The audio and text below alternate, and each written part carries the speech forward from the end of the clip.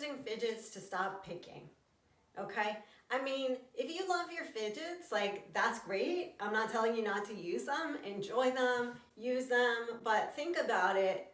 Have they ever made you less fidgety? So long term, they are not what's going to help you stop picking. They are just like damage control, something that you can do instead of picking your skin. So in that moment, like, yeah, they could be a good strategy. For example, if you're at school or something, you know, something else for your fingers to do so you won't be damaging your skin. But they're not going to help you break this habit overall. They're not going to help you stop picking because, I mean, let's face it, what is the default? Like, if you don't have them, you're gonna pick your skin, right? And even when you do have them, that's one of the problems with fidgets is like, when you have it, if you're fidgeting with it, I mean, how many times do you find yourself like, oh, picking instead, and you're not even using the fidget? I can tell you, in over a decade and hundreds of people I've helped stop or greatly reduce these behaviors like skin picking and some others, sampling, etc. Fidgets, I don't think for one of them were a main strategy getting them to stop the behavior. Okay, so, you know, it's interesting that, like, when you look up how to stop picking, or it's just out there, right? So much that, like, oh, fidget instead. Not gonna do the trick. Okay, so let's get this through our heads. Like, this is not a solution. I think you realize that already, right? Now, if you have found some fidgets helpful, tell us. I mean, now on the other hand, if you feel like they don't really help you, leave a comment as well, okay? Let's have a forum to share experiences and help each other. Now, I did have a client who really liked her infinity cube. Now, I don't remember that she made tremendous progress with this or anything, but she thought this was helping her a lot.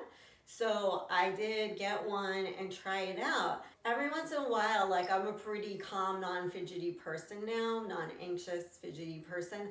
But, you know, every once in a while, like watching a suspenseful movie or something very exciting, my fingers will start to go and I'll kind of start to do stuff or whatever. So I grabbed this fidget to test it out for those situations. And, you know, I started kind of doing the thing. It just kind of reforms in different situations. But I started using it, and what I found was that the more I used it, the more my hands started going, and like, it just makes you fidget more. And yes, there's something satisfying about popping these little bubbles, especially when they make a noise, but again, same thing, they're not gonna ultimately help. One thing, you know, fidgeting can help you focus. That's kind of supported by some research. So sometimes you do want to have something to do with your hands as you're studying or as you're thinking, reading, whatever. Sometimes fidgets help with that, but ultimately, again, they don't help you stop picking. Fidgeting reinforces fidgeting. Fidgeting creates more fidgeting. Fidgeting just makes you a more fidgety person. Okay, so what will work to help you stop picking? It's always a combination of things, first of all. So in this video, I'm going to give you 3 main tips for this. The first thing is literally just to block yourself from touching your skin, to stop yourself from touching your skin. So you can do this in a number of ways. A lot of people like gloves, but again, there's that same issue of, you know, you sometimes mindlessly have taken them off and you notice you're picking already, right? So what you can use instead there, I mean, it really helps to like tape up your fingers. So put a little pieces of tape or medical tape or bandages. Even some of those circles for your spots can help just go over your fingertips. Lots of options. Gaming finger sleeves, silicone finger covers. I'll put some in the links below to these things, but just identifying when and where are your typical times and places and activities, like I mentioned watching television, right? And then you have to make it a habit of, before you do that, you put the finger covers on. Okay, if you're only picking at one part of your body and you want to cover that up instead, that can work too. So by blocking ourselves from touching our skin, where instead of reinforcing the fidgeting and the picking behavior, we're de-enforcing it, right? We're telling our brain there's nothing there, okay? There's nothing I touch, there's nothing. It's not interesting to me. So those kind of strategies go a long way, and they will actually reduce the behavior over time and continually if you're consistent with these things. So that's the first one I like to call blocking strategies. The second one is calming, focusing, grounding strategies.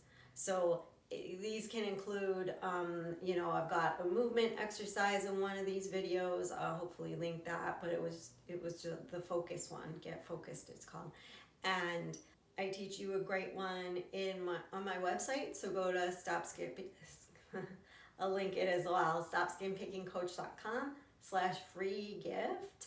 You will get, I think it's free dash gift, and you can sign up and get video and some other stuff teaching you how to do this method of calming yourself down. This is really good.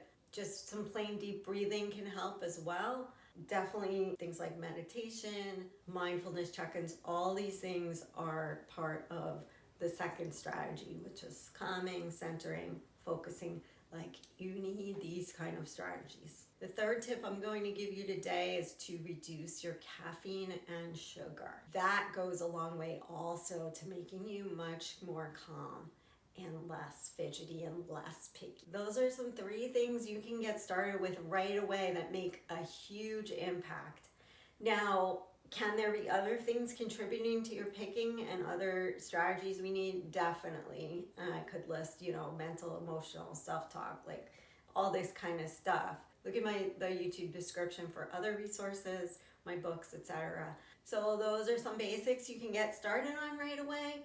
Reach out to me through my website if you want some coaching, because there could be a lot of other things involved that I can help you with. This is just, I figured I'd give you some 3 things to work on that actually will help you succeed in greatly reducing your picking. All right, so did you find this helpful? Please like it, subscribe if you're not. Give me a comment. What do you think of these strategies? And have you used any of these that work before? All right, thanks for tuning in. I will see you in another video.